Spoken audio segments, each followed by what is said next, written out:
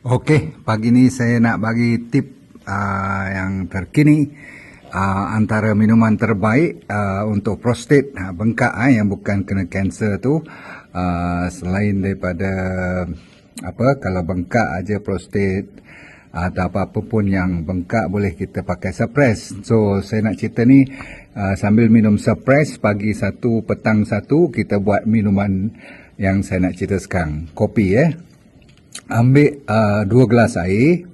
Resipi dia campur dengan lemon kuning tu, agak saiz sederhana. Kulitnya tu boleh dicuci elok-elok ataupun disagak keluar sikit, takut ada pestisida aja, bukan apa.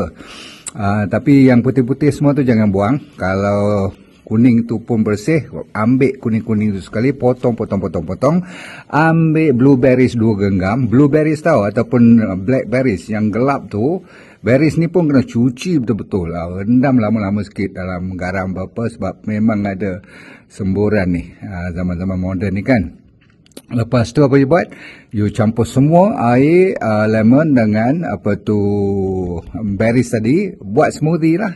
Campur dia, blend elok-elok 20-30 saat cukup. Jangan lupa pada suppress tu, pagi satu, malam satu. Boleh?